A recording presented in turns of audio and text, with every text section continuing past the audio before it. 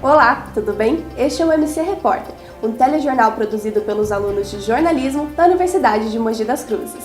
Confira os destaques desta edição. Empreendedorismo. Em tempos de crise econômica, veja como transformar dificuldades em oportunidades.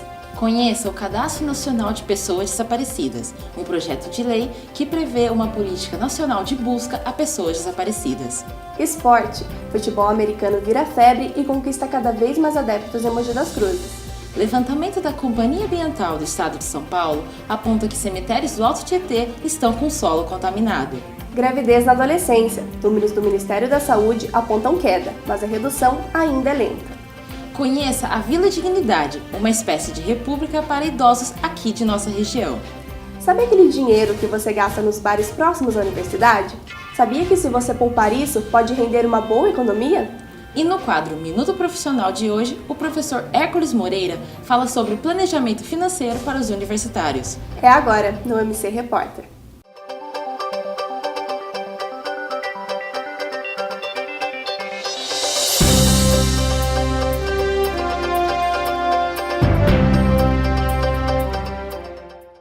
Vamos começar essa edição do MC Repórter falando sobre empreendedorismo. A crise econômica fez com que as pessoas buscassem novas alternativas para a geração de renda, transformar dificuldade em criatividade. Esse é o lema do Mercado Materno, que acontece no Casarão da Mariquinha, aqui em Mogi das Cruzes. Acompanhe na reportagem de Natália Almeida. A crise econômica atingiu muitas pessoas que buscaram alternativas para complementar a renda. Com isso, o número de empreendedores cresceu.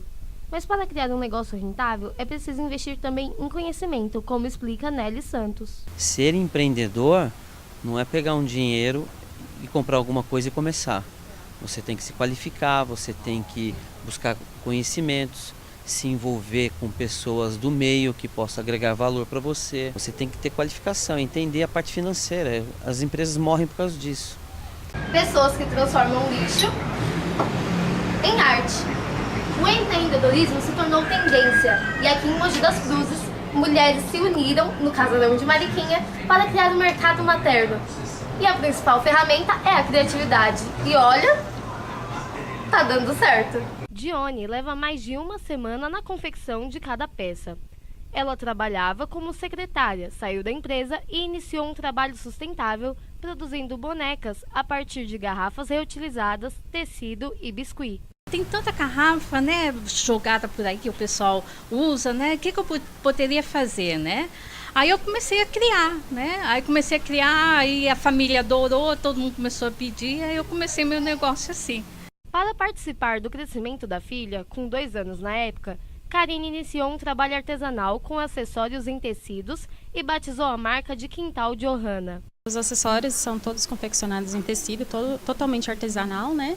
Então, eu produzo brincos, colares, carteiras, anéis e, assim, é tudo manual mesmo, né? Possibilitou, né, passar mais tempo com a minha filha, participar do crescimento dela, né? Assim, essa fase tão importante da criança. E aí, então, trabalhando de casa, eu pude acompanhar e acho que isso não tem preço que pague, né? Marina também é uma das mães do coletivo e trabalha com confecção de peças em feltro e outros tecidos. Eu saí do serviço para cuidar da minha filha. Aí eu já trabalhava 18 anos na empresa, aí eu saí para cuidar da minha filha. Aí nisso meu marido ficou doente, então eu tive que me virar para mim trabalhar. Aí foi onde comecei a surgir fazer artesanato, pano de prata, essas coisas. E assim foi indo, as pessoas foram gostando do meu trabalho. Cada vez elas pediam, queriam alguma coisa, eu fui inventando e nisso foi surgindo essas outras peças. Não é só comercialização. As 33 mães do mercado materno recebem orientações para impulsionar e profissionalizar os trabalhos. Que a gente está trabalhando não só com o evento, mas também com uma parte profissionalizando a iniciativa dessas empreendedoras, procurando coisas palestras e informações que possam também agregar na melhor qualidade de vida da gente como mãe e como mulher. O mercado materno é um modelo de negócio colaborativo com peças produzidas por mães e para as mães. Mais mães que procuram, entendeu? Para fazer, para colocar na casa, entendeu? Para arrumar a casinha, ficar mais bonita. Você conhece alguém que está desaparecido? Existe um projeto de lei que prevê uma política nacional de busca a essas pessoas. Quem mostra pra gente é a repórter Andri Mendes. Confira. O Cadastro Nacional de Pessoas Desaparecidas é um projeto de lei criado recentemente na Câmara dos Deputados que prevê uma política nacional de busca a pessoas desaparecidas. Ele ressalta a importância deste tema que é tão mal falado no nosso cotidiano e, com isso, trouxe à tona a seguinte questão: por que não nos importamos com quem está desaparecido? Estima-se que somente este ano mais de 200 casos de desaparecimentos foram registrados nas delegacias da região. Comparado ao número do ano passado, onde mais de 329 boletins de desaparecimentos foram registrados, o número é inferior, mas não de menor importância. A ex-investigadora do Setor de Homicídios e Proteção à Pessoa, o SHPP de Mogi das Cruzes, está escrevendo um livro sobre o assunto. Ela relatou a importância do tema para a sociedade e por que ele é tão controverso. Vai ajudar muito uma pessoa que tem um familiar desaparecido, até quem se interesse pelo tema e também queira ajudar, se aprofundar, né, trabalhar nisso, que vai ter informações de procedimentos, o que cobrar das autoridades, o que ela tem direito de cobrar, né? O assunto sobre os desaparecidos ganhou espaço também dentro da universidade. A aluna concluinte do curso de jornalismo Magda Nátia desenvolveu uma super reportagem sobre os casos de desaparecimentos em seu TCC. Estava fazendo algumas pesquisas, levantando alguns temas, e desaparecido surgiu entre esse tema. E aí eu comecei a pesquisar mais sobre isso e vi uma reportagem do jornal Folha Universal, que era a reportagem de capa, que eles falavam sobre esse tema, traziam casos. No Brasil, a mídia brasileira não aborda casos de desaparecimento. Se for pensar, a gente tem um desaparecimento no Brasil a cada 2 minutos. São cerca de 250 mil por ano. E a mídia desses casos só fala de 0,23%. Então, assim, eles não falam nem de 1% dos casos. Então, mesmo sendo estudante, mesmo sendo o meu TCC, é preciso falar dos casos de desaparecimento. Então, eu vi essa necessidade e achei que uma forma de suprir seria produzindo uma reportagem sobre isso. O SHPP de Mogi é a seccional que toma conta de todo o Alto Tietê. O delegado titular, Rubens José Ângelo, conversou com a equipe do MC Repórter sobre a relevância do tema e a importância do Cadastro Nacional para as famílias dos desaparecidos. O setor de homicídios, o SHPP daqui de Mogi, a gente dá importância, sim, da relevância, e seria muito relevante, também importante, a divulgação das fotos nas mídias, inclusive imprensa falada, escrita, televisionada. É importante a divulgação das fotos até para o encontro, né, para auxiliar o encontro dessas pessoas, né. O procedimento de investigação, ele se inicia com um boletim de ocorrência, que é encaminhado para o setor de homicídios, onde aqui é instaurado o PID, Procedimento de Investigação de Desaparecidos. E esse PID se inicia-se a investigação com o boletim de ocorrência, começa tudo, e no transcorrer, a gente vai colhendo provas com o intuito de encontrar a pessoa, e quando a pessoa é encontrada, também é necessário lavrar-se um boletim de ocorrência do encontro da pessoa, para ser dado baixa no RG da pessoa, que fica registrado, cadastrado como desaparecido no sistema da Polícia Civil, em todo o estado de São Paulo. Então é necessário dar baixa no desaparecimento com o boletim de ocorrência. Então é muito importante comparecer familiares ou até a pessoa encontrada vir até a delegacia para dar baixa nesse procedimento.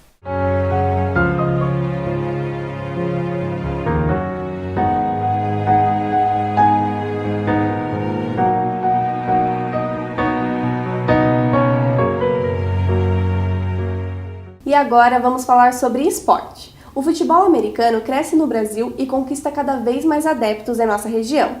Existe inclusive um time aqui em Mogi das Cruzes. Acompanhe na reportagem de Michele Nogueira. O esporte de maior popularidade nos Estados Unidos tem conquistado o brasileiro. Estamos falando do futebol americano. O esporte foi criado a partir do rugby e muitos dos seus termos foram surgindo com o passar do tempo, principalmente na época das guerras mundiais.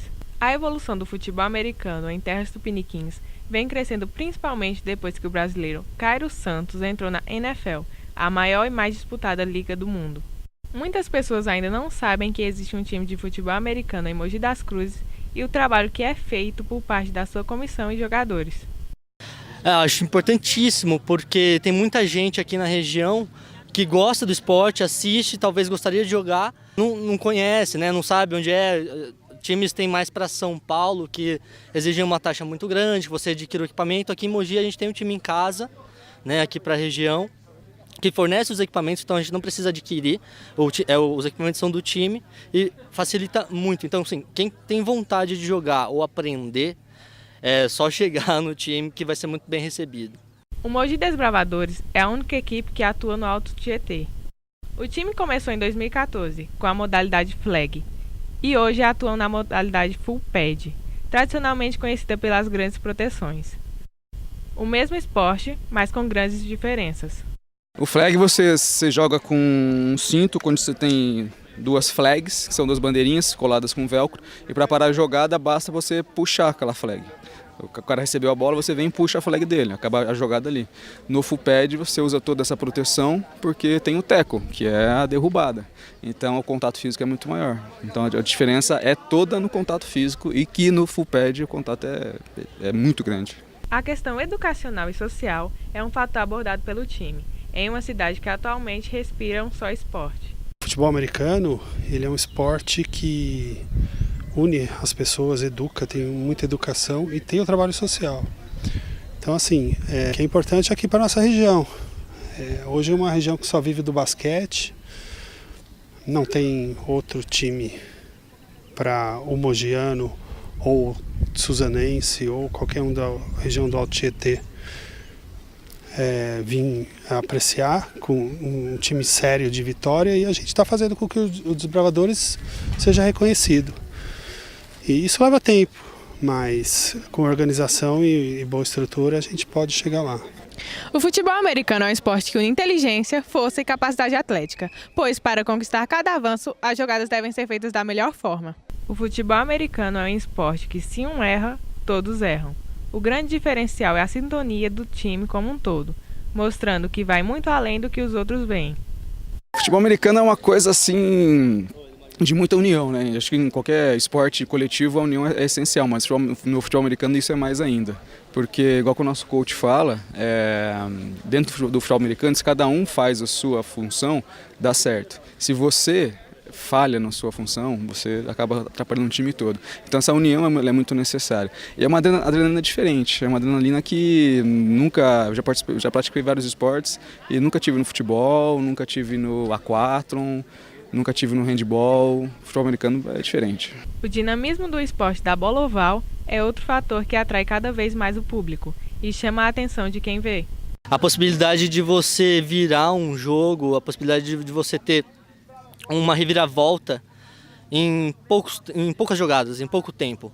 Esse dinamismo que o esporte causa de não ter jogo ganho, ninguém está dormindo tranquilo, não é até o último minuto que me motiva a vir cada vez mais. Devem ser feitas. Levantamento da Companhia Ambiental do Estado de São Paulo aponta que 2 cemitérios do Alto Tietê estão com solo contaminado. É justamente essa falta de manutenção que tem preocupado moradores do distrito de Sabaúna. Confira na reportagem de Gustavo Gomes. Hoje, Mogi das Cruzes dispõe de 3 cemitérios públicos. O cemitério de São Salvador, fundado por volta de 1840, é o mais velho da cidade, com 9.800 sepulturas. O Cemitério da Saudade foi inaugurado em 1968 e contém 9.000 sepulturas. E por último, e não menos importante, temos o cemitério de Sabaúna, inaugurado na década de 30, com 400 sepulturas, e que de um ano para cá está deixando os moradores do distrito com os cabelos em pé. O último levantamento feito pela Companhia Ambiental do Estado de São Paulo mostrou que 2 dos 20 cemitérios do Alto Tietê estão com seu solo contaminado. O cemitério São João Batista, em Suzano, e este aqui, o de Sabaúna, tiveram seus lençóis freáticos contaminados pelo necrochurume, líquido proveniente da decomposição dos corpos. Segundo a própria CETESB, a contaminação de águas subterrâneas por necrochurume é comum em cemitérios antigos, que foram construídos sem critérios ambientais. Esses critérios, a ambientalista Tamires Campos explica para o MC Repórter. A contaminação dos lençóis freáticos ela acontece caso não sejam cumpridas as determinações do CONAMA, que é o Conselho Nacional de Meio Ambiente. O CONAMA ele trata de algumas coisas que devem ser feitas antes da implantação do cemitério, que deve ser o mais longe possível de lençóis freáticos, deve ser, se possível, longe da área urbana e o solo deve ser favorável. Os moradores da Redondeza ficaram surpreendidos quando abriram as torneiras. Maria Cristina, comerciante e moradora do bairro desde quando nasceu, comenta. A gente comprava água, tinha um consumo grande de gasto de água comprando, porque a água era muito amarela. Agora melhorou, mudou a rede, agora a água está vindo mais clara. Anderson está preocupado com a saúde dos moradores. E a gente fica preocupado porque pode contaminar lençol freático, tem muitos sítios, né? É uma região que tem muitos sítios, tem muita área verde, tem a área de proteção, inclusive, né?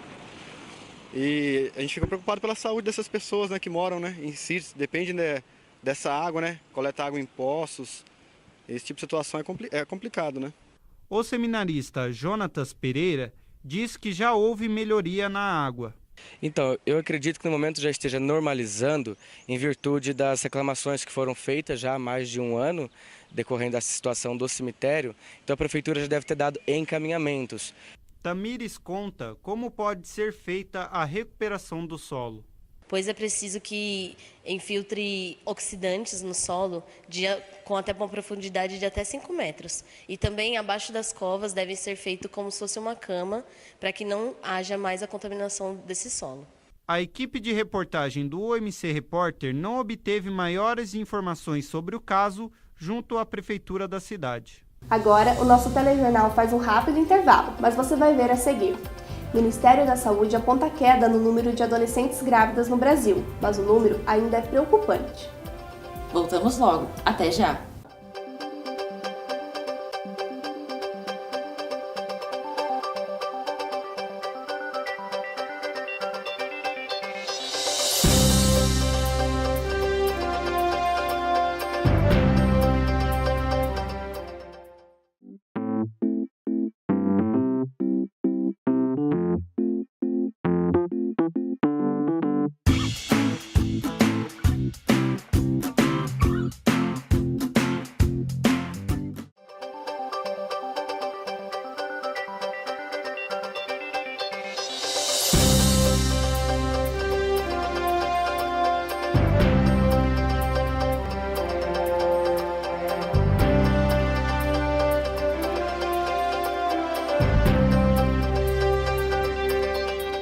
Estamos de volta com o MC Repórter, um telejornal produzido pelos alunos do curso de jornalismo da UMC.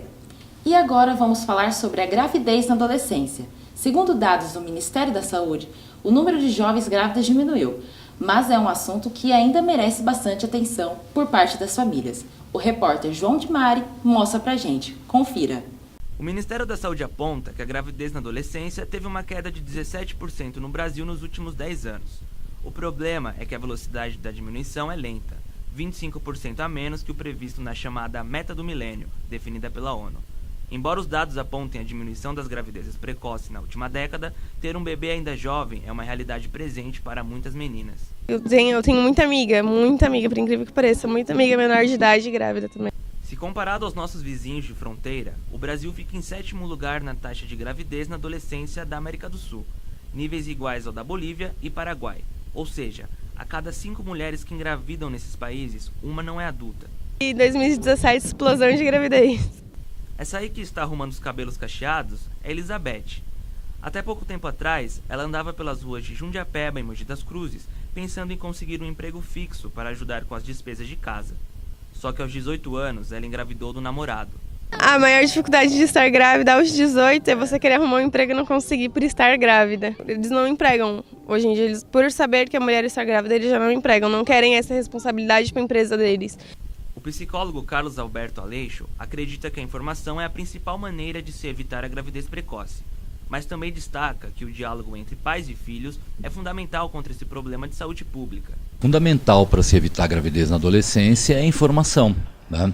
E principalmente, além da informação, o relacionamento interpessoal com a família. Quando você percebe que a menina ou o menino começa a ter uma vida sexual ativa, eles precisam se aproximar um pouco mais dos filhos para poder criar um ambiente seguro para a informação. Quando isso não acontece, é que o risco de uma gravidez precoce também aumenta. Isabela, de 20 anos de idade, teve seu bebê aos 16 e relembra a surpresa que foi descobrir que estava grávida. Que você pensa que tudo vai acabar. Você fala, nossa, eu não vou mais fazer faculdade, eu não vou conseguir mais viajar, eu não vou conseguir sair, porque eu estava na época de sair com os amigos, não vou conseguir fazer mais nada. E também do preconceito que sofria sempre que saía de casa e ia para a escola. Sempre todo mundo olha torto, porque a menina nova, com 15 anos, com uma barriga enorme. Nos corredores da escola todo mundo falava, né? Em Mogi das Cruzes, a Santa Casa de Misericórdia é referência em maternidade, gestação de alto risco e UTI neonatal, que é o nome dado aos tratamentos dos bebês prematuros ou que apresentam algum tipo de problema ao nascer. A Santa Casa, aqui de Mogi das Cruzes, realizou 500 partos de adolescentes entre 10 e 18 anos de idade apenas nos 10 primeiros meses desse ano. Só para ter uma ideia, esse número equivale a 10% de todos os partos desse hospital. As meninas que chegam à Santa Casa vêm de família de renda baixa e não planejaram a gravidez. São pacientes com poder aquisitivo menos favorecido. Ricardo também explica os aspectos importantes para uma gravidez saudável. Na grande maioria das vezes, a adolescente ela não planeja essa gravidez, porque é uma gravidez, a gente chama de gravidez indesejada, né? Porque uma gravidez planejada é aquela gravidez que envolve uma união, né, relativamente estável, depois de algum tempo, então vamos planejar construir a nossa família, ter filhos, né? E a adolescente, ela não tem ainda uma família constituída. O fundamental numa gravidez é você ter, primeiro, um planejamento para que você possa se preparar para a gravidez, né? O segundo é você fazer um pré-natal. O pré-natal é fundamental e decisivo para que a gente tenha um bom desfecho na hora do parto. Conheça a Vila Dignidade, uma espécie de república para idosos aqui em Mogi das Cruzes. Saiba como funciona o espaço na reportagem de Bruna Souza. A Vila é um projeto do governo do estado em parceria com a Prefeitura de Mogi. Funciona como uma espécie de república para idosos. São 22 casas no total e em cada uma delas uma história diferente. Eu tive o AVC, o AVC é uma coisa, ruptura na minha vida, né?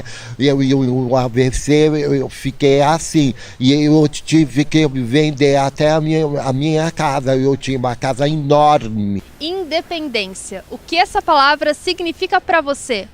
Para alguns pode ser liberdade, para outros autonomia. E ainda há aqueles que consideram a palavra independência quase como um sinônimo de paz, harmonia. Isso e muito mais é o que buscam os moradores da Vila Dignidade aqui em Mogi das Cruzes. A chance de um lugar para chamar de seu, junto com a experiência trazida com a terceira idade. Eu mesmo faço limpo casa, limpo tudo, eu varro, eu cuido de tudo aí. A República para Idosos também conta com uma assistente social e ela explica um pouco mais sobre como funciona o espaço. Esses indivíduos, essas pessoas que moram aqui, elas precisam preservar a autonomia, porque aqui a Vila Dignidade está configurada na modalidade de república para idosos. Então aqui a gente não tem cuidadores, não tem médico, não tem fisioterapeuta, não tem uma equipe que na modalidade de asilo existe. Aqui os idosos são totalmente autônomos. Se tem uma palavra que não assusta a Dona Maria, essa palavra é envelhecer. Pelo contrário, nessa história, ela enxerga só sabedoria. Tem pessoa que se revolta com a velhice. Eu não. Eu aceito a velhice, sabe? Para o seu Afonso, a velhice também nem importa tanto assim, se música e amigos estiverem do lado. Né? Porque a gente sabe como é que é, a gente tem que ter os amigos, né? Porque sem amigo não dá para viver, não. E olha só, até a música pra Vila ele fez. Estou morando na Vila Dignidade, meu endereço é a cidade de Mogi.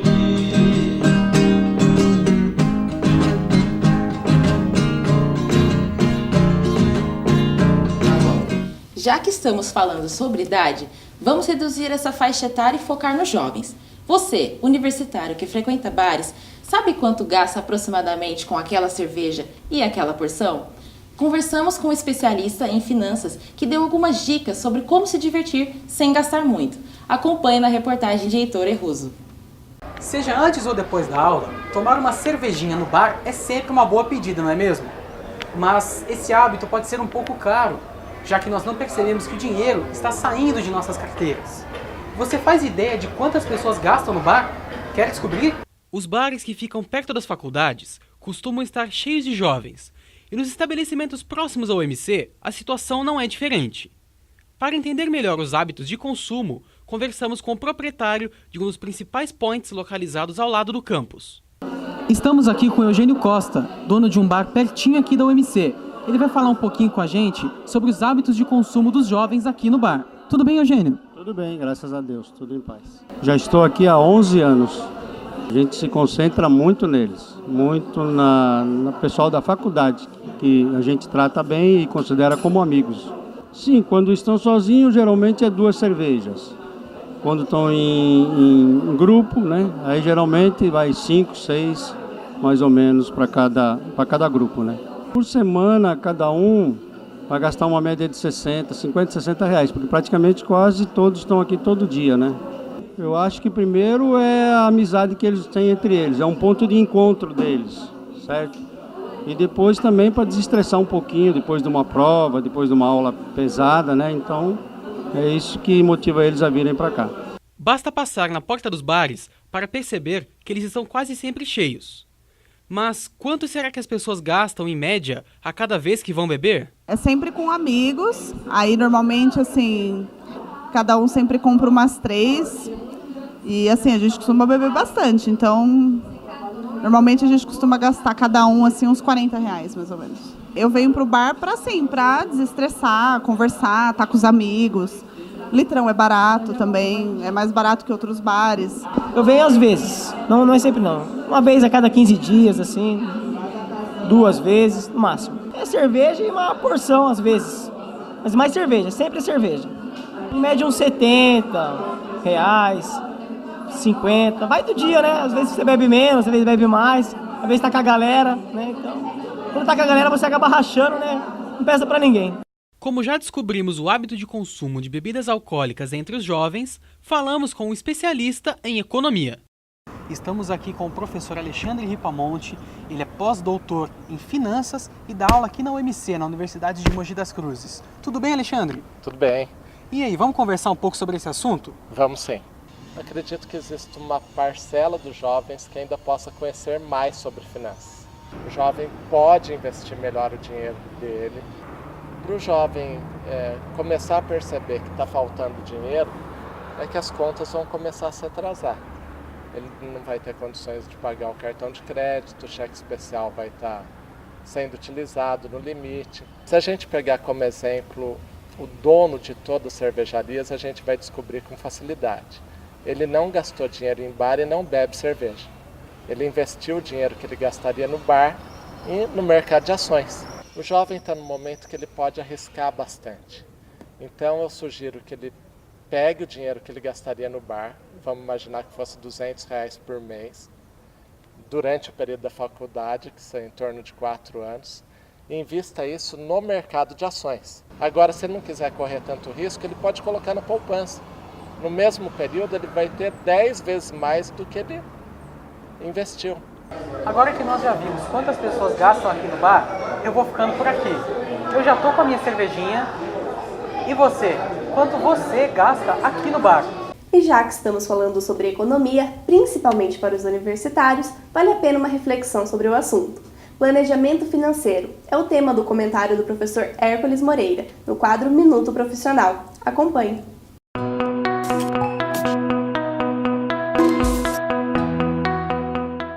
Caro telespectador e internauta do MC Repórter, acabamos de ver nessa reportagem o quanto o jovem ainda gasta em bares durante esse período universitário. É errado gastar? Claro que não. Mas se tem algo que você, universitário, precisa aprender é a se planejar financeiramente. Todos nós passamos por momentos mais apertados em relação a dinheiro, e não precisa ser um especialista na área para afirmar isso. Mas o grande problema é a falta de planejamento. Em algumas escolas fora do Brasil, isso é matéria obrigatória para as crianças. Afinal, elas vão crescer cientes de que se não economizarem, não vão ter. Mas enquanto isso não é ensinado na maior parte das escolas brasileiras, vamos tentar colocar em prática algumas dicas. A primeira delas é: aprenda a economizar. De tudo que você ganha, quanto costuma guardar? Se a resposta for 0, saiba que já é um mau começo. Torne hábito guardar 10, 20% de tudo que você ganha. Além disso, quanto você gasta com o seu cartão de crédito? Esse é o inimigo número 1 do nosso bolso. Cuidado com as tentações e não esqueça, quem vai pagar a conta será você mesmo. Então, é bom se precaver. E já que você, universitário, gosta tanto de tecnologia, já existem hoje alguns aplicativos de finanças que ajudam a controlar os nossos gastos. Vale a pena baixar em seu celular. Como você pode perceber, não tem segredo. O planejamento financeiro, principalmente durante a vida acadêmica, precisa ser levado a sério. Caso contrário, você vai passar os 4 anos sempre reclamando da falta de dinheiro. Só para refletir, você anda gastando o seu dinheiro com o quê? Todos nós sabemos que o ser humano tem o hábito de gastar sim, mas está na hora de criarmos o hábito de economizar também. O que você acha? Tente aí, depois você me conta. Até a próxima!